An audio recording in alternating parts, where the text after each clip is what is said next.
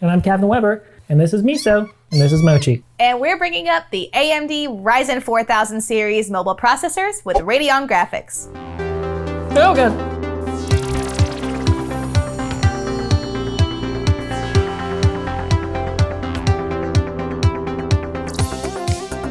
So good to have you here, finally. I heard you want to talk about technology. You don't have to twist my arm too hard on that topic.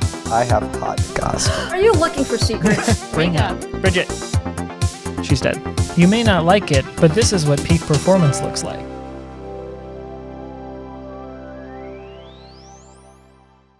Hi everyone, and welcome to the Bring Up. And I gotta say, Kevin, it is so good to see you, my friend.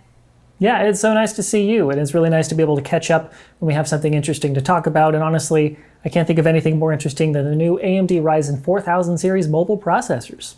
Oh yeah, we got all kinds of facts to give you guys. Yeah, all in all, there's going to be over 100 new laptop designs coming out over the course of the year with this tech inside. We are very excited to tell you that we got our hands on some of them. We're going to put them to the Bring Up test. Oh yes, the Bring Up test, which is more reliable and industry renowned than Cinebench ever will be. Yeah, eat your heart out, Maxon. A little earlier in the year, Lisa gave us a sneak peek to the performance of these mobile processors at CES, and she had some big claims to make, saying that these are going to deliver Disruptive performance. and that these are, Simply the best laptop processor that's been built. But you don't have to just take Lisa's word for it. So let's back it up with some hard facts. As you can see, we are leading in multi-threaded and graphics performance as expected, but you can see that disruptive performance that Lisa was talking about as we gain the lead in single-threaded performance as well.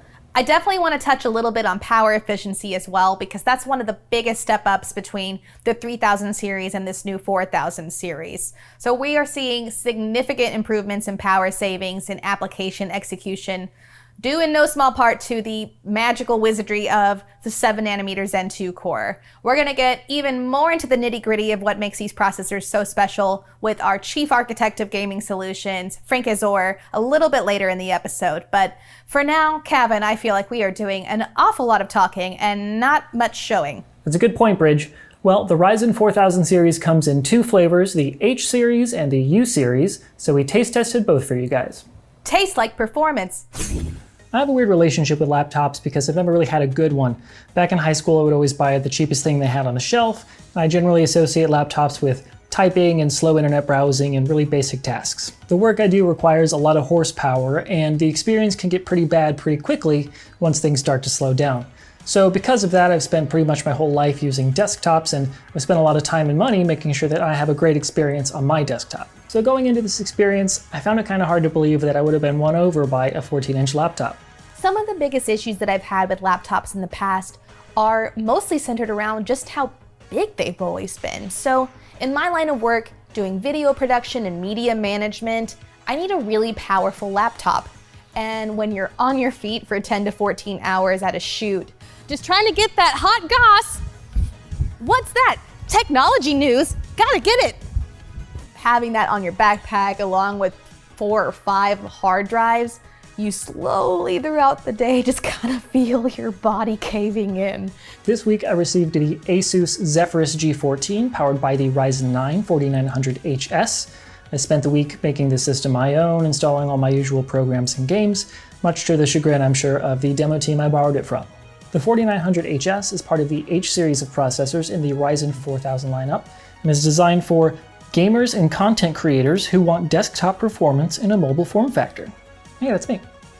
I've been getting to try out the Lenovo Yoga Slim 7 the last few days. That features the Ryzen 7 4800U mobile processor, which is part of the Ryzen 4000 U series. So the U series really shines when it comes to productivity workloads. So things like PC Mark 10, browser performance, file compression and extraction, the kinds of things that you need your computer to do for you day in and day out. They are incredibly thin and light, but also really performant in such a small package. But what has me super jazzed is the 8 cores and 16 threads. So for me as a content creator, I'm like, ding, ding, ding, because that means I can edit on this thing. So the first day I got the system was a work day, and of course I got straight to work on my backlog of expense reports and presentations. No, I'm just kidding. I started playing Doom, and I'll tell you what, the only thing harder than playing Doom Eternal on Ultra Nightmare is finding a section of gameplay for this video that doesn't require a content warning. I've been looking forward to this game for a long time now because I'm a sucker for high refresh rate gaming, and in my opinion, there is no game that looks better at 120 Hz than Doom. Truth be told, I 100% expected to download this game on the laptop, play it for a few minutes just to say that I could, and then happily retreat back to my beloved desktop system. But then I started playing it, and I kept playing it, and then I didn't stop playing it, and I never thought I'd say this, but I haven't even opened it on my desktop yet because I've been so content with the experience so far. Resident Evil 3 was similarly gorgeous, and with a USB mouse and a nice pair of headphones, the experience was great. This may be old news to those of you who've been gaming on laptops for years, but for me this is actually pretty exciting to be able to play a AAA game on a laptop and not feel like I'm missing out on a bunch by not switching back to desktop. Lastly, I had some work to do on a Blender project that I had been working on my Threadripper system back at the office, and again, the experience felt completely workable. The real-time preview felt nice and responsive even when I had it set to CPU rendering only mode.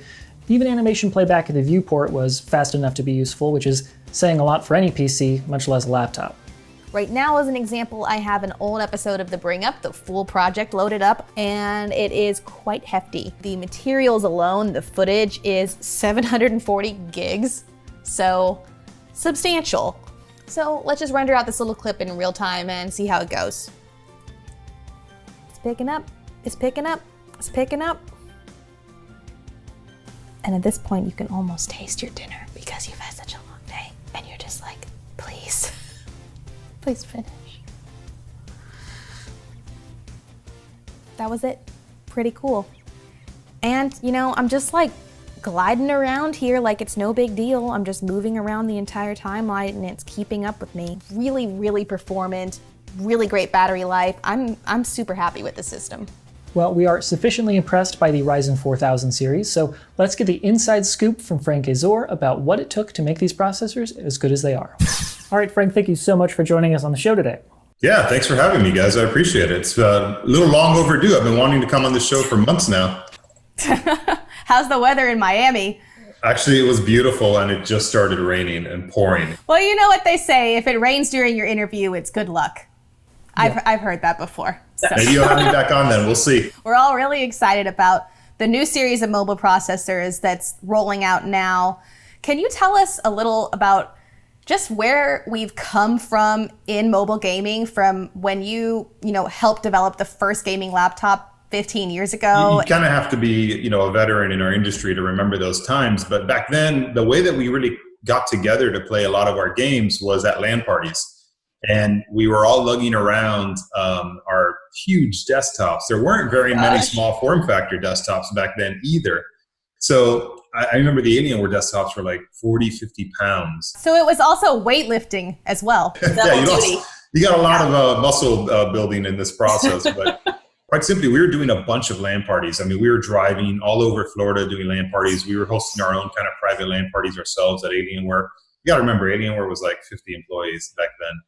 And one of our guys is like, man, why don't we just do this into a notebook? Why don't we put all this performance in a notebook?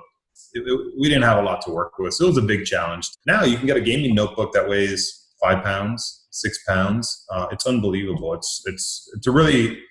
It's happened in a short amount of time, if you think about it, where we started 15 years ago or so, we had nothing, and look how far we've come. It's remarkable. I'm very proud of how far the industry's come. Yeah, with the Ryzen 4000 series, I know that there were generally a lot of design optimizations and new technologies that allowed for such a performant processor in such a small package with a low power envelope. But can you get into some of the nerdy nitty-gritty about what exactly the engineers had to do to break all these barriers?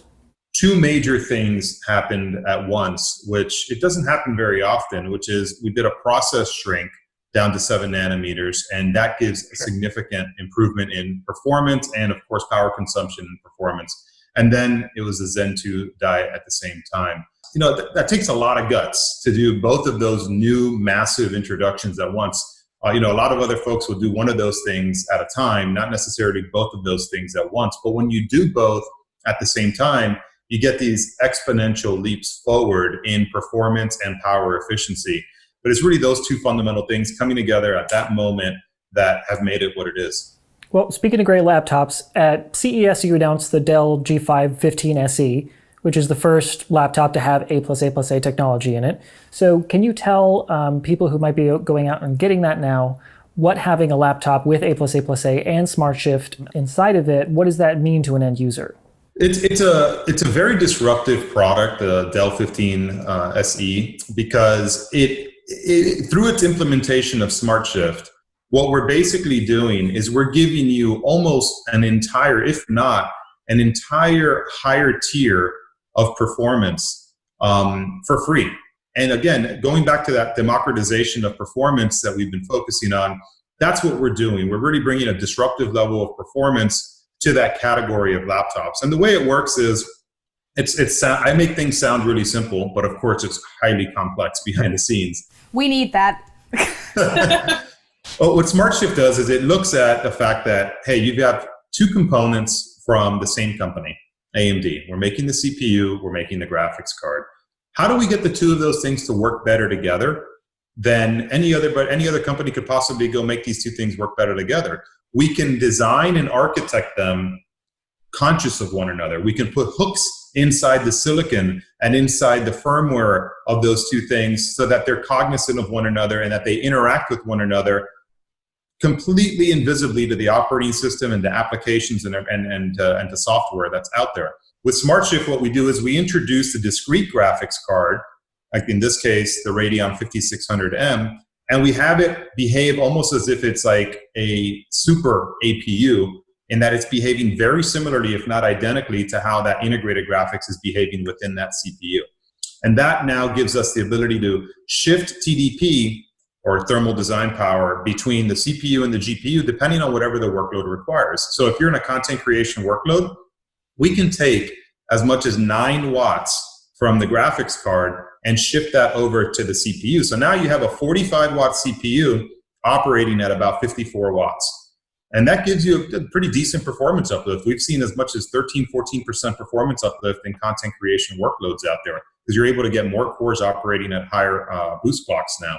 And then vice versa, when you're running games, we can take as much as 20-25 watts from the CPU and shift that over to the graphics card. And now you start to see, whoa, now this thing's not operating like a 5600M, it's really running like a 5700M at that higher TDP that it's designed for. And the other thing we did that's pretty cool is we actually created a software interface so you can see it working in real time. So if you go to your Adrenalin software, in there you'll be able to see that power shifting occurring in real time. You even have a little overlay, so if you want to just kind of see it in action and see how game workloads change, there's some games like GTA and Civ that are just huge CPU intensive games. It's just really cool to see in the different areas of the game how kind of like the two pieces of silicon are like fighting for that TDP between one another. I'm a sucker for real-time visualization, so I'm excited about that. I mean, it's nerd tools, right? We love that stuff. Yeah. Nerd tools. Obviously this is unique to AMD, and you mentioned the Adrenalin software package. That's another really unique feature that AMD brings to the table, having the Radeon graphics being in these processors. For people especially who are looking to use these systems for gaming or content creation, are there any key features you think that they would look forward to using in the Radeon software package that maybe they're used to having on the desktop side and now can have on the laptop side too? Yeah, actually, there's always been this gap in the feature set between the Adrenalin software package on desktops and what we have on notebooks. So, for example, you may get a feature like anti-lag on the desktop, but on your Radeon notebook, you wouldn't have that type of a feature. Well, we're actually normalizing that with the introduction of the Dell G515. Any Radeon notebooks, Radeon-powered notebooks, starting with that notebook, they'll get the full Radeon Adrenalin software stack. So you'll get features like our Relive feature, which allows you to stream and encode video. I actually made a video with it for the first time. A friend of mine internally is like, hey, can you make a video on how to update your 5600 XT from 12 gigabits per second to 14 gigabits per second? I'm like, yeah, how am I going to do that? I don't already have video capture software. And then I'm like, I'll just use the Adrenalin pack. It was really simple. It worked really, really well. Really easy to post it online. So I did that actually recently. It's on my Twitter if anyone wants to. You could join our video team, Frank. I don't know about that. I'm not that good. Let me reset expectations, okay? You also get our anti-lag feature, which is really cool. The best way to describe it is it kind of makes like a game running at 60 frames per second feel like it was running like at 75 or 80 frames per second. And then we have, of course, the Smart Shift interface inside the software package as well. So this is a brand new software package that's just getting released with the Dell G5. And then you can, if you have a Radeon-powered notebook, you can update your notebook to it now, and you'll get that set of features, except for Smart Shift, which is only on the Dell product, of course. All right, so I mean, I think the last thing to say is when I saw the lineup of these laptops, I was a little blown away to see that some of them had chips with 8 cores and 16 threads on them, which I thought I was really fancy for having on my desktop with my 2700X. And I'm no shapes scientist, but I'm pretty sure that my 50-pound full tower ridiculous desktop is bigger than a 14-inch laptop. So I'm just curious how you managed to take all that performance, kind of smash it down in such a small form factor. Well, I hate to tell you, Kevin, but that desktop now, it's just a piece of art because you really don't need all obsolete. That space. That was fast.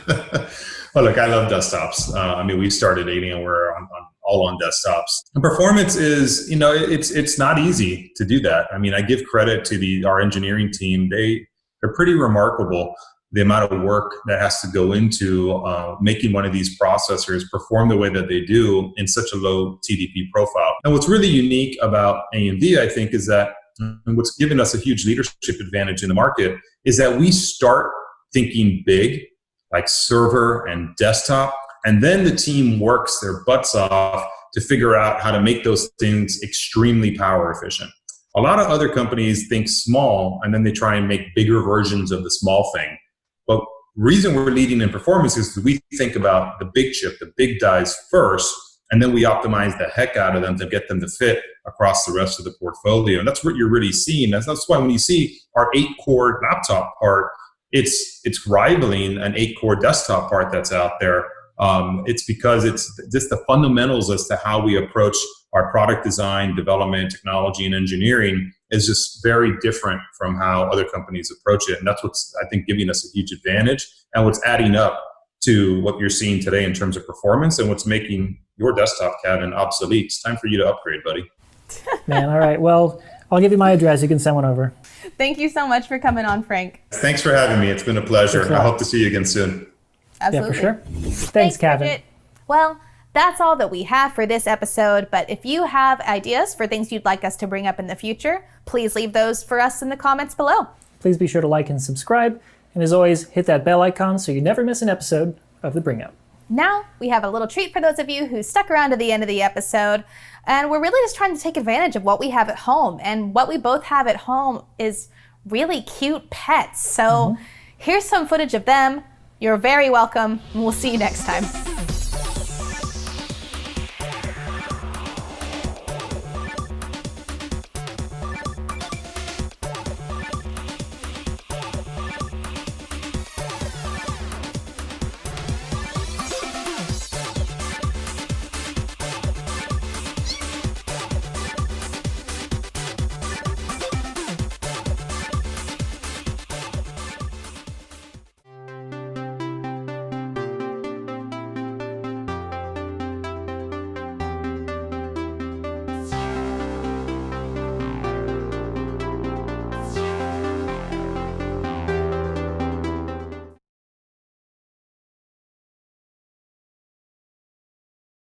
Am I exploiting you for views? Yes, I am. Yes, I am.